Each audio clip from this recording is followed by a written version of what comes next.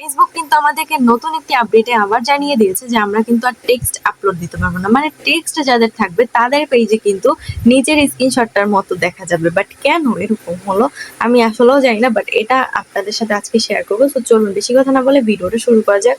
যে আপডেটের কথা হিসাবে আপনাদের সাথে আজকে ভিডিওটা আমি শেয়ার করতে যাচ্ছি। তো চলুন বেশি কথা না বলে আমরা আমাদের ভিডিওটা শুরু করি।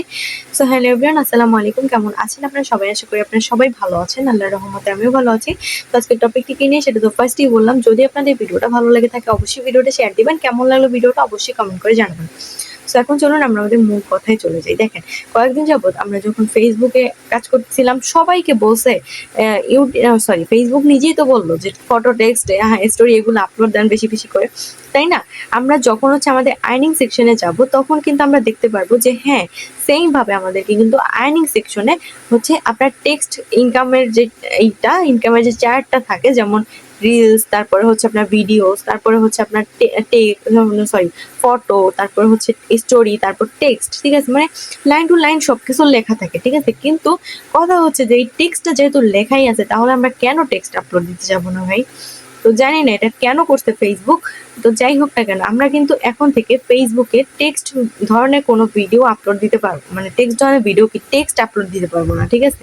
সেই কাজটা কেউ করবেন না। আপনি যদি টেক্সট আপলোড দেন তাহলে কিন্তু আপনার নিচের দেখানো স্ক্রিনশটের মতো চলে আসবে, ঠিক আছে? আমি যেটা দেখাইলাম আর কি, মানে ইস্যু টিস্যু এরকমের একটা টাইপের একটা চলে আসবে। সো এই টেক্সটটা কেউ আপলোড দিবেন না, ঠিক আছে? অবশ্যই হচ্ছে ফটো আপলোড দিবেন, এবং যার যার আছে আপনারা চাইলে এগুলো কেটে দিতে পারেন। বাট আমি যে কাটবো, আমি টেক্সট যে 1920 সাল, মানে 1900 বছর আগে আমি টেক্সট আপলোড দিয়ে আসছি, ওইগুলা কি এখন খুঁজে বের করে মানে কাইটা দেওয়া পসিবল? আপনারাই বলেন তো। এখন আমি করবোটা কি? আমি টেক্সট আপলোড দিছি, আমি জানি না আমার কেন জানি মনে হয়েছে যে আমি টেক্সট আর আপলোড দিব না, ঠিক আছে? তো যখন থেকে আমার মনে হয়েছে না, আমি কিন্তু টেক্সট আপলোড দেওয়া থাইমা গেছি। আপনারা দেখেন আমি কিন্তু টেক্সট আপলোড দিই না, বহুদিন হয়ে গেছে। আমি কিন্তু শুধু ফটো আপলোড দিই, ঠিক আছে? জানি না, আমার মনে হইলো যে আসলে টেক্সট আপলোড দিব না, আর আমি ফটোই আপলোড দিই, টেক্সটে ঝামেলা হইতে পারে। আর সিরিয়াসলি আমি বলতে না বলতে আমি এখন কিন্তু ফটো আপলোড করি, ঠিক আছে? এখন আমি ফটো আপলোড করি, বাট আমি বলতে না বলতে আমি যেই জিনিসটাই সন্দেহ করছি সেইটাই হয়ে গেছে।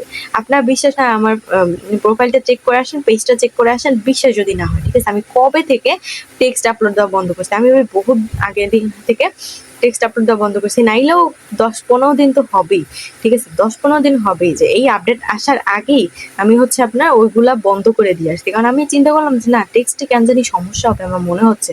তো আমি এখন থেকে টেক্সটটা আপলোড দেবো না, আমি ফটোই আপলোড দিই বেশি করে। দেখেন আমি কিন্তু সিরিয়াসলি ওই দিন থেকে ফটোই আপলোড দিতেছি, একটা টেক্সটও আমি আপলোড দিইনি। তো যাই না, যাই হোক ভালো হয়েছে। তো তখন থেকে আমি তো টেক্সট আপলোড দিইনি, যার জন্য আমি আমার টেক্সটগুলো কাটতে পারতেছি না ভাই, অনেক পিছনে পড়ে আছে। ওগুলো কিভাবে খুঁজে বের করবো?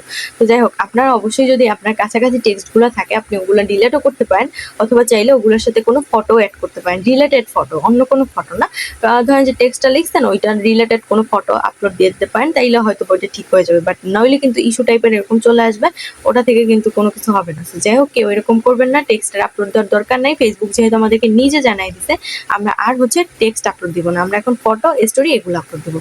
তো যাই হোক, আজকের ভিডিওটা ছিল এই পর্যন্ত। যদি আপনাদের ভিডিওটা ভালো লাগে থাকে অবশ্যই ভিডিওটা শেয়ার দিবেন, কেমন লাগলো ভিডিওটা অবশ্যই কমেন্ট করে জানাবেন। ধন্যবাদ সবাইকে ভিডিওটা দেখার জন্য। আল্লাহ হাফেজ, আসসালামু আলাইকুম।